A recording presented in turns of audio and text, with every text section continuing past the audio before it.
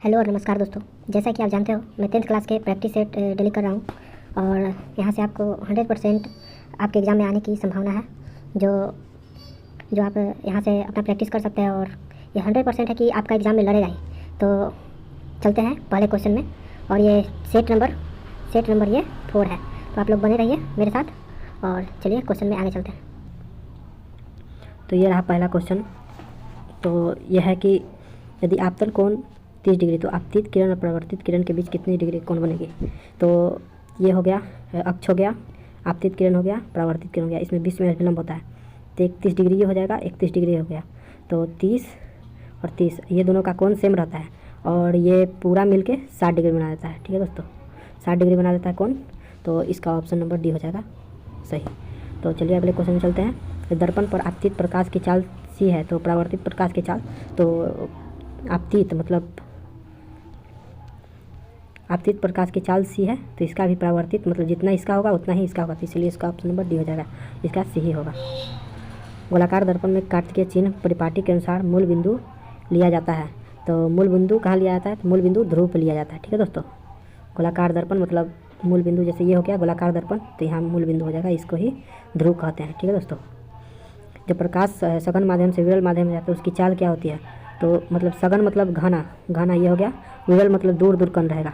तो प्रकाश इधर से जाएगा, इधर से जैसे धीरे धीरे जाएगा तो यहाँ पे एकदम से तेज हो जाएगा, तो इसका हो जाएगा बढ़ता है। इसका क्या हो जाएगा ऑप्शन, तो इसका हो जाएगा बढ़ता है। अब अपवर्तन के कारण कौन सी राशि बदलती है, कौन सी राशि बदलती है, तो इसका तरंगदैर्घ्य, सॉरी दोस्तों गलती हो गया।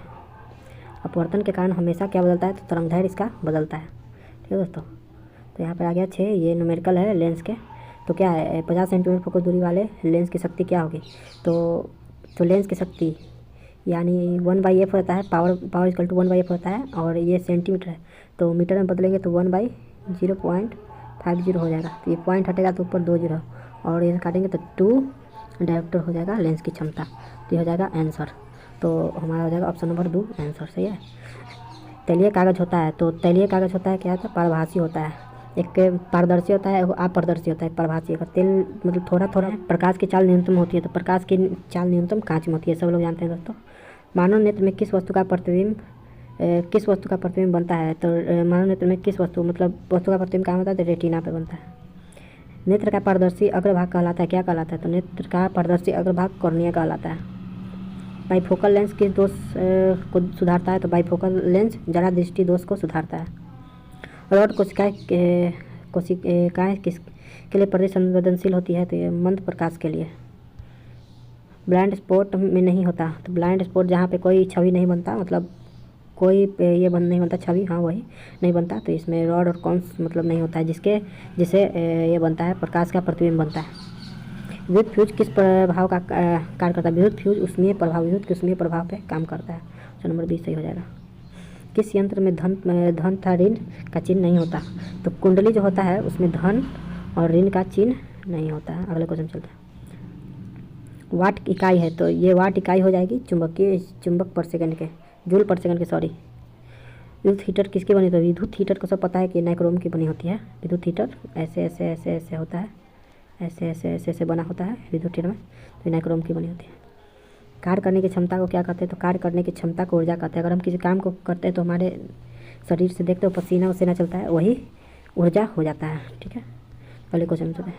विद्युत धारा के चुंबकीय प्रभाव की खोज किसने की, तो देखिए 3 दिन से आ रहा है दोस्तों, इतना भी आई है तो इसको आप भूलिएगा नहीं, ये बहुत ही भी आई क्वेश्चन है, ये कन्फर्म है कि आएगा, इस साल भी आएगा, तो इसका ऑस्ट्रेस्ट हो जाएगा। विद्युत धारा उत्पन्न करने की युक्ति कहलाती है, तो विद्युत धारा क्या है, शादी विवाह में देखते हैं जनित्र या जनरेटर होता है जो यांत्रिक ऊर्जा को विद्युत ऊर्जा में बदलता है, तो ये होगा जनित्र हो जाएगा जनरेटर। लघु पतन सर्किट के समय परिपथ का प्रतिबिंब कैसा होता है, तो ये बहुत कम हो जाता है दोस्तों। ठीक है दोस्तों, नाभिकीय ऊर्जा प्राप्त करने के लिए आवश्यक तत्व होता है, तो यूरेनियम हो जाएगा। नाभिकीय विखंडन संलयन सुने होंगे, तो वही विखंडन हो जाएगा। प्राकृतिक में पृथ्वी पर ऊर्जा का मुख्य स्रोत है क्या, तो प्राकृतिक में पृथ्वी का मुख्य, तो ये होगा सूर्य। देखते हो सूर्य के फ्री में मतलब प्राकृतिक से मिलता है, जैसे सोलर पावर हो गया, पवन, फिर हम लोग को बिजली भी प्राप्त होता है, बिजली बना सकते हैं सूर्य के प्रकाश से। तो चलिए नेक्स्ट क्वेश्चन है। निम्न किसका अर्थ जल होता है, तो हाइड्रो मतलब H2O मतलब हाइड्रो आता है, हाइड्रोजन, हाइड्रो से हाइड्रोजन हो जाएगा, ठीक है, हाइड्रो हो जाएगा।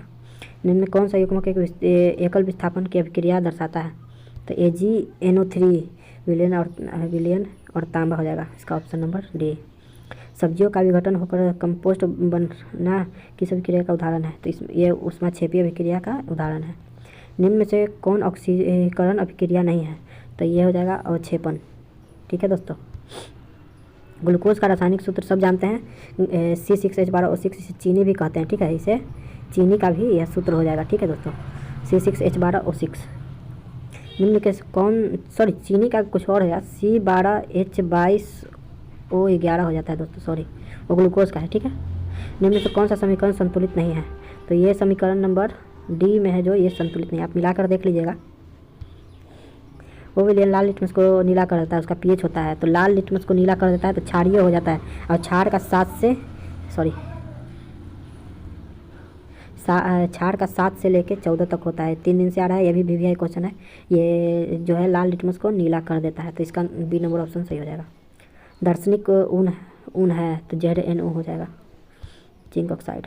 चूने के पानी, ये भी VVI है, चूने के पानी वाला मतलब कौन सा गैस निकलता है? तो ये VVI क्वेश्चन है, याद कर लिया, कंफर्म आएगा, तो इसका हो जाएगा D option number CO2 carbon dioxide. मधुमक्खी के डंक में कौन सा अम्ल पाया? तो ये भी कल आया था, तो इसका हो जाएगा मिथेनोइक अम्ल, ठीक है, ऑप्शन नंबर ए सही हो जाएगा। प्लास्टर ऑफ पेरिस का रासायनिक सूत्र, तो इसका ये हर साल आता है, तो ये भी VVI क्वेश्चन, ये सब आप नोट करके याद कर लीजिएगा, CaSO4 half H2O, B number option सही हो जाएगा। अम्ल और क्षार की अभिक्रिया से बनता है, तो अम्ल और क्षार की अभिक्रिया से एक लवण बनता है और एक बनता है जल, ठीक है दोस्तों, एक जल भी बनता है। तो अगर लवण और जल आता है ऑप्शन में तो वो भी सही होगा, और लवण है तो वो भी सही है, तो ऑप्शन नंबर सी सही हो जाएगा। निम्न में से किस तत्व का संयोजक इलेक्ट्रॉन की संख्या अधिक है? तो पी मतलब फास्फोरस का संयोजी इलेक्ट्रॉन संख्या अधिक है। इसका परमाणु संख्या निकाल के आप कर सकते हैं। क्यूप्रस किस धातु का अयस्क है? तो Cu कॉपर का अयस्क है, कॉपर का अयस्क हो जाएगा क्यूप्रस, ठीक है दोस्तों। ऑक्सीजन की संयोजकता कितनी है? तो दो हो जाएगी। आगे चलते हैं। सल्फर की परमाणु संख्या, सल्फर का देखिए 16 हो जाएगा, एस का सल्फर यानी 16 हो जाएगा। आगे चलते हैं। CO के क्रियात्मक समूह है तो कार्बोलिक समूह है, CO कार्बोलिक समूह हो जाएगा। वेल्डिंग में प्रयुक्त गैस होता है एथाइन होता है, तो सही है ये वाला। एक ऑक्सीजन भी होता है, ठीक है, वेल्डिंग वाला में OXYGN ऑक्सीजन भी हो जाता है, ठीक है दोस्तों। कार्बन आवर्त सारणी के किस वर्ग में आता है? तो कार्बन एक वर्ग आवर्त वाला होता है, मतलब पीरियोडिक टेबल वाला होता है, तो ये हो जाएगा 14। एथाइन में CC के भी संयोजक बंधन है, तो ये 3 हो जाएगा।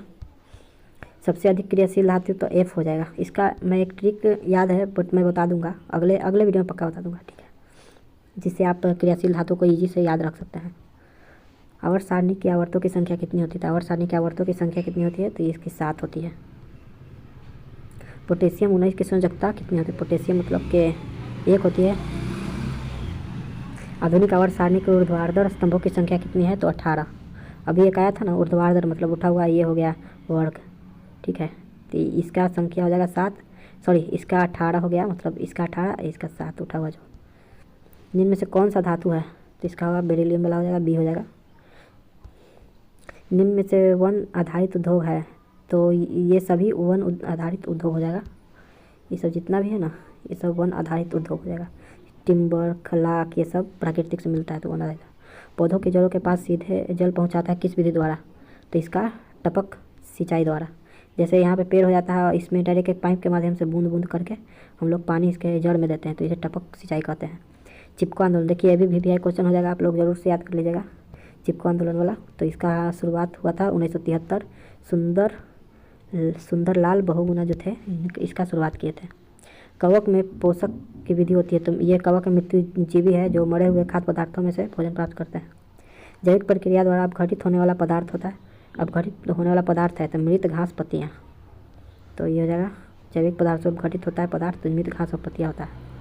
मानव में पाचन की क्रिया प्रारंभ होती है, तो इसका प्रारंभ होता है मुख गुहा से, ठीक है। अगर हम कुछ खाते हैं तो हमारा मुख से जो होता है वो ग्रास नली में जाता है, ग्रास नली से स्टमक में जाता है, इससे छोटी आंत में जाएगा, फिर इसके बड़े आंत में जाएगा, फिर उधर गुहा से बाहर निकल जाएगा, ठीक है दोस्तों। जीवों में पाई जाने वाली जैविक प्रक्रियाएं होगी, तो ये सभी है सजीव जो है उनमें ये सब क्रिया होती है। तो इसका ऑप्शन नंबर सही ये सही हो जाएगा, उपयुक्त सभी। किण्वन की क्रिया होती है, तो किण्वन ईस्ट में होता है, ठीक है, खमीर ईस्ट बोल सकते हैं। वायवीय श्वसन में जलने वाली गैस है, तो ये सब जानता है, ऑक्सीजन होता है। कोशिकीय ईंधन कहलाता है, तो ग्लूकोज हो जाएगा। पौधों में वाष्पोत्सर्जन का मुख्य कहाँ होता है, तो वाष्पोत्सर्जन होता है पत्तियों में। स्टोमाटा, अगर ये पत्ती हो गया, ठीक है, इसमें छोटे छोटे छिद्र होते हैं, उसको ही स्टोमाटा होता है, जिससे वाष्पोत्सर्जन के द्वारा इसका जल बाहर निकलता है। मानव हृदय किस तंत्र का भाग है, तो ये परिसंचरण तंत्र का भाग है। रक्त का थक्का बनाने में सहायक है, तो ये इसका फाइब्रिनोजेन हो जाएगा आंसर, फाइब्रिनोजेन, ठीक है। पादप अपशिष्ट संचित रहते हैं, तो इसका अपशिष्ट मतलब ये सभी होंगे, तो यह पत्तियों में, तो इसका उपयुक्त सही हो जाएगा। अमीनो अम्ल विघटन से बनता है, तो NH3 हो जाएगा, अमोनिया। अमीनो अम्ल के विघटन से बनता है, तो अमोनिया बनता है, ठीक है दोस्तों। आगे चलते हैं। वृक्क का मुख्य कार्य क्या है, तो वृक्क का मुख्य कार्य है उत्सर्जन, मतलब वृक्क है जो दो होता है, जो हमारे सब खून हो गया और गंदे गंदे पदार्थ को छान के शुद्ध करता है, हमारे शरीर में देता है, और अपशिष्ट पदार्थ को निकाल देता है, जिससे उदर गुहा द्वारा बाहर निकल जाता है। चलिए नेक्स्ट क्वेश्चन चलते हैं। निम्न में पादप हार्मोन है, तो ये साइटोकाइनिन जो है, साइटोकाइनिन पादप हार्मोन हो जाएगा। फल पकाते हैं, तो ये भी VVI क्वेश्चन जो कल आया था, कल परसों 3-4 दिन में ये 3 बार आ चुका है, तो एथिलीन हो जाएगा। मानव में कपाल तंत्रिकाओं की संख्या कितनी है, तो ये 12 जोड़ी होती है, ठीक है, याद कर लीजिए। रक्तचाप नियंत्रित करता है, तो ये VVI क्वेश्चन हो जाएगा। एड्रिनल ग्रंथि जो है, एड्रिनल ग्रंथि जो रक्तचाप को नियंत्रित करता है, VVI क्वेश्चन। और एक और VVI क्वेश्चन आ गया, हाइड्रा में प्रजनन होता है, तो हाइड्रा में प्रजनन ये सारी विधियाँ द्वारा मुकुलन विखंडन और लैंगिक प्रजनन के द्वारा इसमें होता है, तो इसका उपयोग सभी हो जाएगा। पुष्प में नर जनन अंग है, तो पुष्प में होता है पुकेसर। स्त्री में होता है, स्त्री मतलब पुष्प नर जनन अंग होता है, या पुष्प स्त्री में हो जाएगा स्त्री केसर। शुक्राणु बनता है, तो शुक्राणु हमारे जो बाहर लटका होता है उसे वृषण कहते हैं, उसी में शुक्राणु बनता है। जीवन की उत्पत्ति से पहले पृथ्वी नहीं था, तो जीवन की उत्पत्ति से पृथ्वी पे ऑक्सीजन नहीं था, ठीक है। आर्कियोप्लेरिक्स के बारे में सत्य क्या है, तो यह जीवाश्म है, इसमें जब बड़े दांत होते हैं, इसके पंख और पर्थ हैं, तो ये उपयोग सभी हो जाएगा आंसर सही। निम्न में से कौन सा जीव अपना लिंग बदल सकता है, तो मधुमक्खी जो है पीकल्चर वाला, ये अपना लिंग बदल सकता है, तो इसका ऑप्शन नंबर डी सही हो जाएगा। पर्यावरण के अंतर्गत आता है, तो ये पर्यावरण के अंतर्गत जलमंडल, स्थलमंडल, वायुमंडल, ये सभी पर्यावरण के अंतर्गत आते हैं, तो उपयोग सभी हो जाएगा। खेत परितंत्र में मेढक होते हैं, द्वितीयक उपभोक्ता होते हैं, तो ये किसान को मदद करता है, द्वितीय उपभोक्ता के रूप में आता है। केचुआ जो होता है और आएगा केचुआ जो होता है वो प्रथम उपभोक्ता होता है, समझे। तो चलिए अगले क्वेश्चन से। निम्न में से अजैविक अवघटनीय पदार्थ है, तो DDT, इसका ऑप्शन नंबर ए सही हो जाएगा। निम्न में से कौन सा पर्यावरण के अंतर्गत आता है, तो पर्यावरण के अंतर्गत ये सभी आते हैं। देखिए ये भी VVI शायद क्वेश्चन है, क्योंकि बार बार आ रहा है प्रैक्टिस सेट। तो चलिए 2 क्वेश्चन और है। खेल परितंत्र में मेढक किस प्रकार उपभोक्ता है, तो ये देखिए फिर से आ गया है, तो ये भी द्वितीय उपभोक्ता है, VVI क्वेश्चन दोस्तों, याद कर लीजिएगा। तो आज का लास्ट क्वेश्चन है, और ये भी एक बार फिर से रिपीट हो गया है, और VVI क्वेश्चन है, याद कर लीजिएगा आप लोग, ये सब आने वाला है। कौन सा जैविक अपघटक पदार्थ है, तो ये DDT हो जाएगा। तो चलिए इसी के साथ आपका सेट नंबर 4 का आपका 80 क्वेश्चन पूरा हो गया है।